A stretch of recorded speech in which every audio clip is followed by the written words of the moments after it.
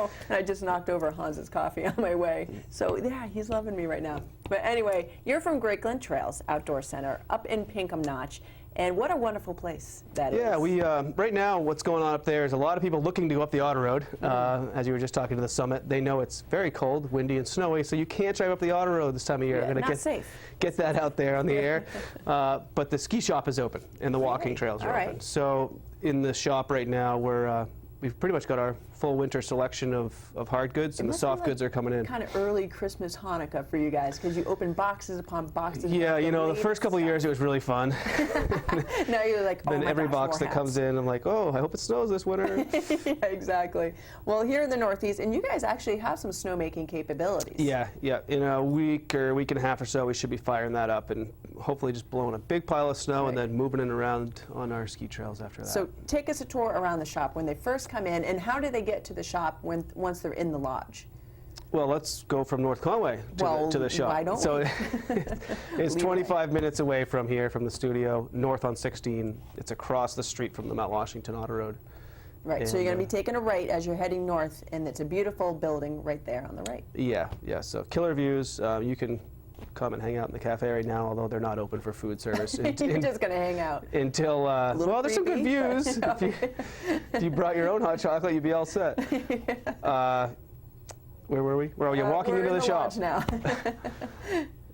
Yeah, so once you get in there, you've got some kind of logoed stuff that I carry over from the gift shop in the summertime, like some Mount Washington hoodies and jackets and T-shirts and kids' sweatshirts and stuff like that. Okay. But the majority of it is a cross-country specialty store. So now you sort of have, do you still have two sort of retail locations in the building? Yeah, downstairs is mostly a rental area with some carryover of things that you might see upstairs anyway. Right, so like hats and stuff like that. Yeah, so that's not really going on right now. Everything's just upstairs. Got some really fun colors, fun lines. And it's not, although it's a cross-country specialty store, it's not just for cross-country. You can use this stuff for alpine skiing, snowshoeing. I carry some snowshoes in there.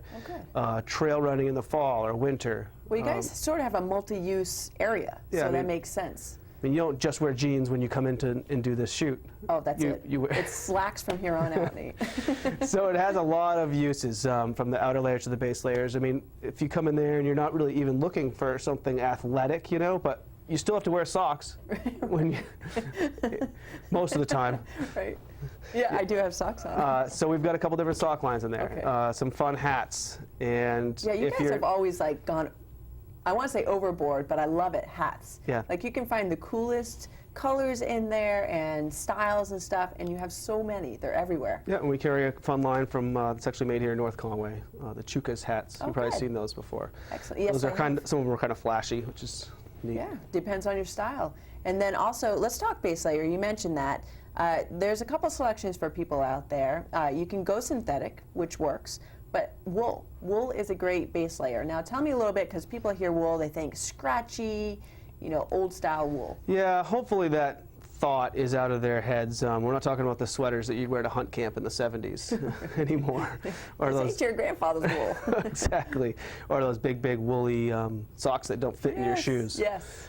So this is like a merino blend, and most of it's kind of a cool just story where the farmers that these companies use are really good to their animals. They treat them well because happy animals produce more wool, kind of thing.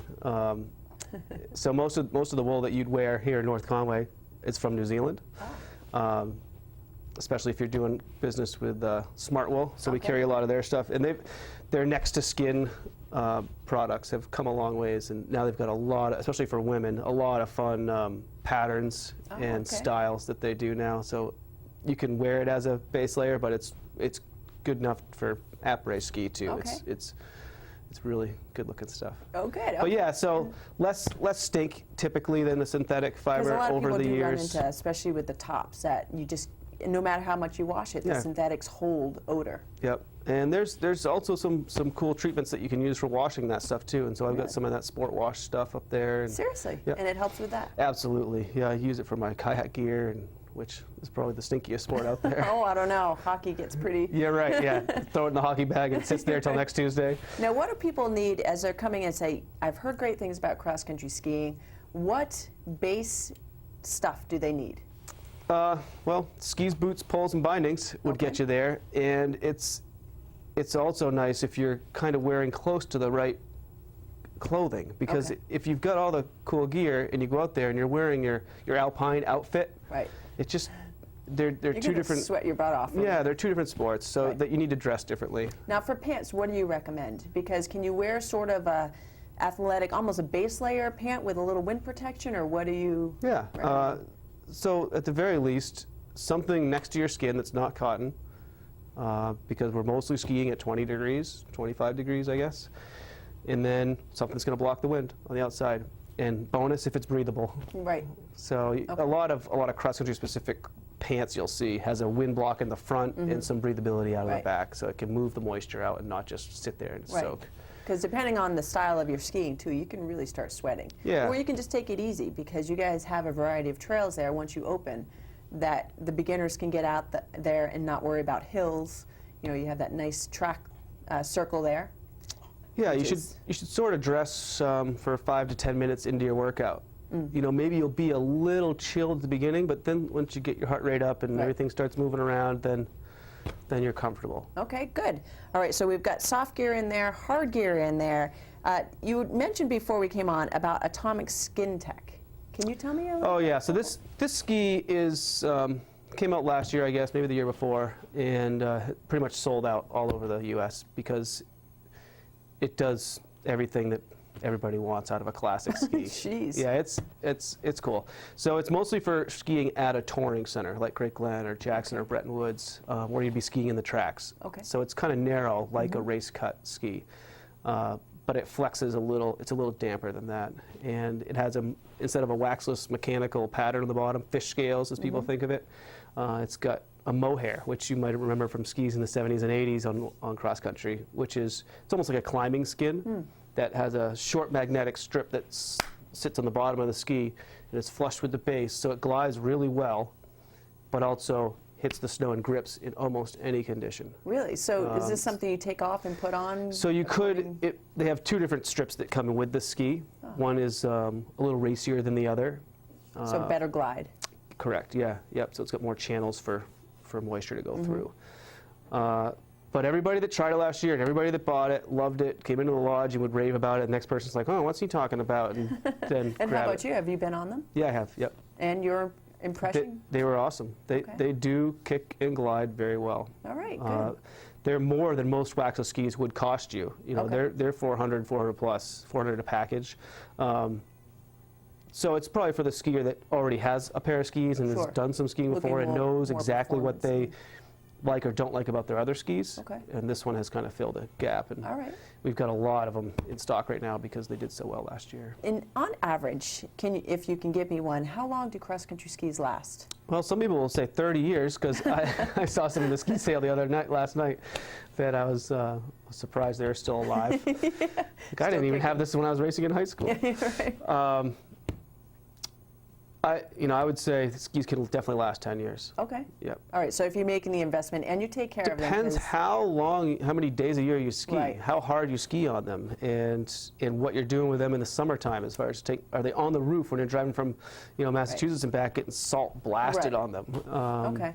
So with proper care, though, they can last you a while. Because Yeah. I'm just thinking the investment. The waxless skis sometimes will last not quite as long as the others.